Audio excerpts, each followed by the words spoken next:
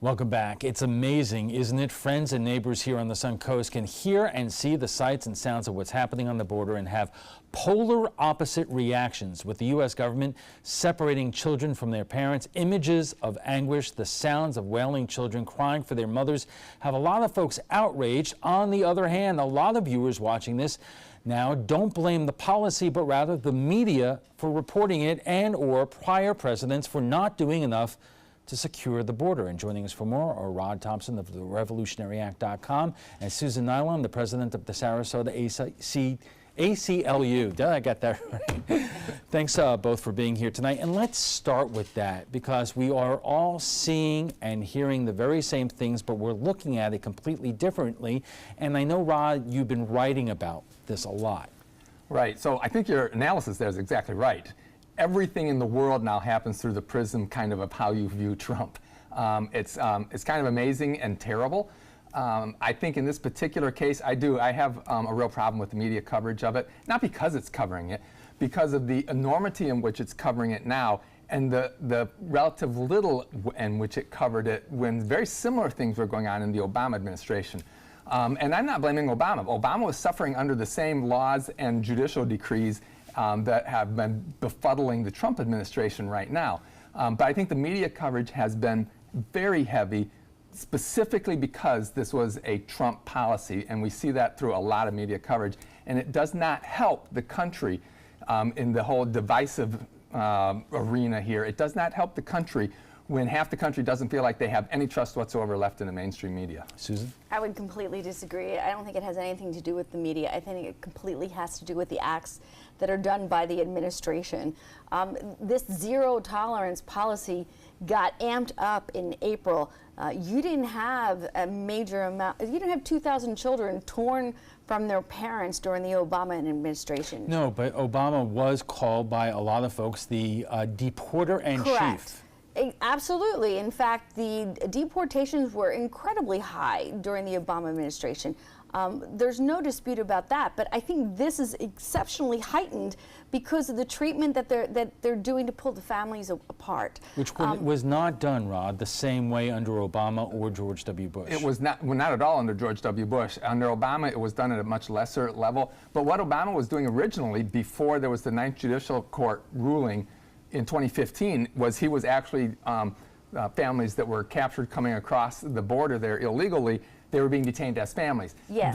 Then the Ninth Circuit Court said that can't be past 20 days. So then he was trapped in what Trump got trapped in. Either you have to catch and release, which is what he chose to do, or you have to separate them, which is what Trump chose to do. So both were actually, in a sense, trying to enforce the law. But in the end, Obama chose a policy of non-enforcement by catch and release. Trump wanted a full enforcement of everybody, and it resulted in this, and he caved on it. We only have a few seconds right now. Yeah, I completely disagree with that, and I'd be happy to go back into detail when we come back. Our conversation on the immigration crisis continues. Welcome back. We are talking about the immigration crisis, and joining us for more are Rod Thompson of the RevolutionaryAct.com and Susan Nyland, the president of the Sarasota ACLU. And I know, Susan, there was something that you wanted to say in terms of responding to Rod. Yeah, Rod was saying there's really not much of a difference, and I say there absolutely is, because it's the way we treat the immigrants when they cross over the border in the courts. And Jeff Sessions is treating them in the criminal courts, which is why he can justify separating the children from the parents, is because they're quote-unquote criminals. There's also a sense right now that the president wants to take away their due process. And it doesn't matter whether you're a citizen or not. When you step foot on American soil, you're entitled to due process. None of that happened during the Obama administration. Rod, this is the question I've always wanted to ask, especially Just to a Republican in Florida who was so supportive for decade after decade about the Cubans coming across by boat illegally, but it was U.S. policy once they reached shore, if they reached shore, they were here, and they were here for good.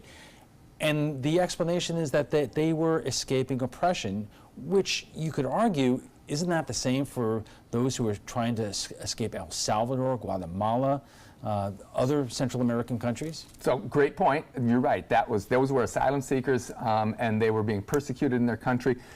I am all for us being the shining light on the hill for asylum seekers around the world. The problem here is that virtually all of these people are coming here for economic reasons. And you see that for a number of reasons. When Trump was elected, and he was elected on a strong, protect the border sort of thing, what you saw was a total drop-off in people coming to the border for large part of the early part of the Trump administration. When it turned out that he wasn't actually changing much policy on the border at all, it started ramping back up a lot. That suggests that that's not probably persecution. And however, but I also like to say, we have a method for them to come in. You come to a port of entry, and if you come to a port of entry and you claim asylum, you are not separated from your family. Children are not separated. We have a whole process for that. When you come across illegally, when you try and sneak in illegally, you get caught, and then you claim asylum. That's when the criminal part kicks in. But it didn't matter with the Cubans.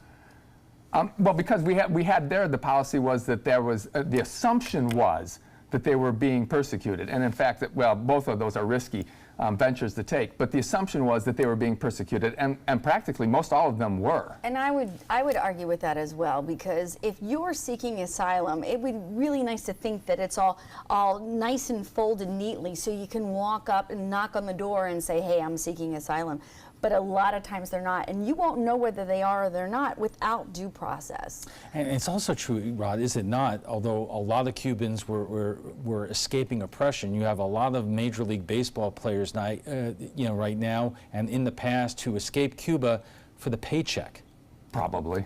I don't know what that has to do really with the southern border. The Cubans weren't just escaping a almost all regime. of them were. I mean, I know a lot of Cubans, and you hear the story after story after story about the oppression of their parents. You don't get that when you have a lot of these people coming from really crummy countries in a lot of ways, whether it's Guatemala or Honduras or other places. Their economies are terrible. They're third world countries. The living conditions are awful. I sort of get the impetus. But we have a legal process for that. And they could apply. They could apply to immigrate to our country. We could be having good debates, good discussions about what is the proper level of legal immigration. How many people of what types do we want as far as what their qualifications are? That's a great debate to have. And I'll let you respond in just a moment. Our conversation on the immigration crisis will continue after a quick break. Welcome back. If you're tuning in, we are talking about the immigration crisis, and joining us for more are Rod Thompson of the RevolutionaryAct.com and Susan Nylon, the president of the Sarasota ACLU. Do you remember how you wanted to respond to Rod? Yeah, Rod says that he wants to focus on the solutions and the fact that people should come in the proper channels, but we've been talking about our immigration issues for a really long time and how many decades it takes to actually get status here. So sometimes the crisis far exceeds the capability of what we are. And the reason we don't talk about solutions is because it doesn't serve the political arena. You have to have... On either side? On either side, you have to have the monster under the bed to scare everybody about in either direction. So I really seriously doubt that we're actually going to resolve anything. Hold on one second, because Rod, one could make the argument that, well, a lot of people, including a lot of Republicans, have a problem with what the president did the last couple of weeks and how he went about it, that he may at least be forcing Congress to act. And if we haven't gotten that lesson now, Congress is not acting. You have a Republican-controlled Congress. They cannot get it done. You can make the argument, neither did Barack Obama. So what are your solutions? Well, wow. Okay, so first of all, it's right that Congress isn't doing anything. I mean, okay, so Susan and I agree on this point. This has been a bipartisan train wreck. Both parties are at fault here. Both of them see benefit in the status quo the way it's been. And I think that's been deplorable for the American people and actually for a lot of these people that we've enticed to take an incredibly dangerous journey with their children to come up here. This is all terrible. This is totally fixable by legislation. For one thing, they could just pass a law saying you can keep, that would basically correct what the Ninth Circuit Court ruled. Basically, you can keep them together. You can, keep them together. That's one possible. I would say another possible solution, and this one's a little more outside the box, but is to look at. You want to say something? Well, I want to bring you both back to what our original idea was for here. Suncoast residents talking about this terrible problem, and I want you both for a moment to address inevitably the comments you're going to see on Facebook tomorrow. because from both sides, from the Republican or conservative side, you're going to see a lot of angry comments about those people, some of which, Rod, are pretty offensive, that they are almost not real or legitimate people. And Susan, you know what the comments are from the Democratic side in terms about how terrible Trump and the Republicans are for this situation. What would you tell folks from both sides who are going to be watching this right now? Well, for one thing, I would look on my Facebook feed. I get a ton of interaction, a lot from conservatives. I don't really hardly ever see any of that. I don't know anybody that has a concern. Look at my Facebook feed. Well, maybe so. Perhaps you trigger people more than I do. But the whole concept that this is a brown person issue absolutely drives me crazy. This is a law and order issue where we ought to have control of our own borders. This is not hard to understand. Every country does this. Every country should be able to do this. All we need to be able to do is do it in a compassionate way. And that's why I wanted to say that one of the possible things we could look at is building facilities in these other countries where we could process asylum seekers right there in a safe environment that the U.S. would control, and if they are approved, then we can bring them on up. And maybe that would diminish some of this going on. Susan? Yeah, I wouldn't argue with that at all. I think there needs to be a more humane way to deal with this. I think there also needs to be a way that we need to force Congress to get their act together, because I'm really tired of this being a political football. But I also want to address that more than anything, there's a judge that requires the families to be reunited within a matter of weeks. And more than anything, that needs to be a priority, and then go back to dealing with the immigration issue. All right, I want to change subjects for a little bit because of the news out of Baltimore, or out of Annapolis, Maryland today, in terms of the shooting at the newspaper. 5 are dead. There are a lot of others in critical condition. There's a lot we do not know. We do not know the name as of now of the suspect. We certainly do not know his motivation. We're going to get that information in the hours and days to come. But this does come in the context of a lot of things over the last couple of days. You had that Milo Yiannopoulos, the former editor of Breitbart, who actually called this week for the shooting of journalists.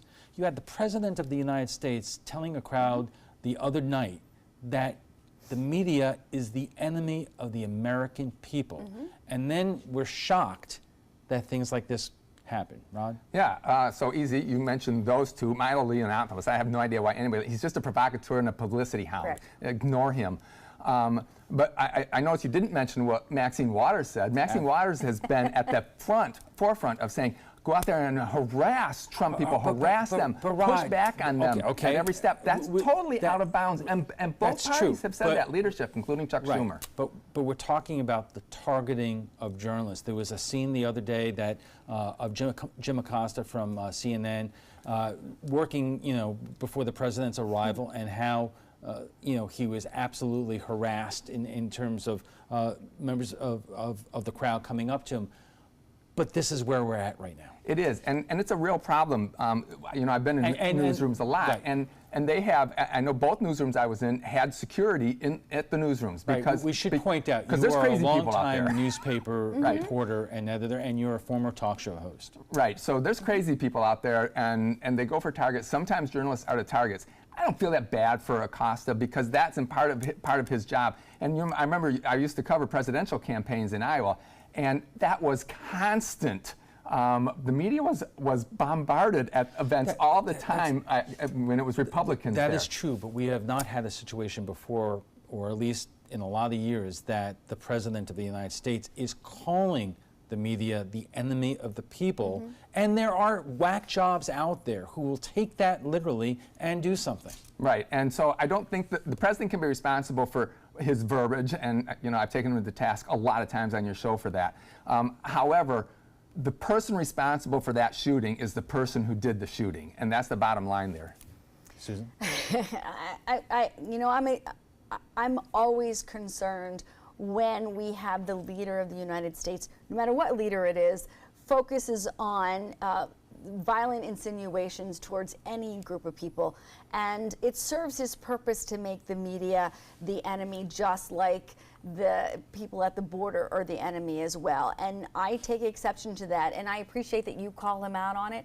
I want to see Congress call. I'd like to see him sanctioned, you know, to deal with it properly. A couple of things, and I want to underscore this again. We do not know the name of the suspect. We do not know Correct. why he did this today. It could be, for all we know, a domestic situation or beef with that particular newspaper or a story that they wrote. But it does come into the context of, you know, the general atmosphere that, you know, and the president did say this, I believe, to Leslie Stahl. He goes after the media so people won't believe you. And if we're in the situation that people who may not like the coverage of the president are now, you know, cornering reporters. And I have a friend who works locally who says he was in the gas station. Somebody recognized him. This is a guy who doesn't even cover politics, and he is being confronted in the gas station, calling him fake news. So when I was writing columns for the Sarasota Herald Tribune, twice I got death threats for my columns. Both times it was on the gay issue. Not abortion, not some of that hotter button, on the gay issues. I got death threats. One I reported to the sheriff's office, one I didn't because it didn't seem really real. But it was. This has always been a risk for journalists. I understand what you're saying about the president's verbiage, but I think in the end, it's the journalist's responsibility there. This is not new. We have not been trusting the media on the right for a long time. 30 seconds, I want to give Susan the last word here. You know, it's just heightened, and he sets the tone, and I'm sorry, it's inexcusable. It just really is. Okay, we have to leave it there. We want to thank Rod Thompson and Susan Nylon for joining us tonight.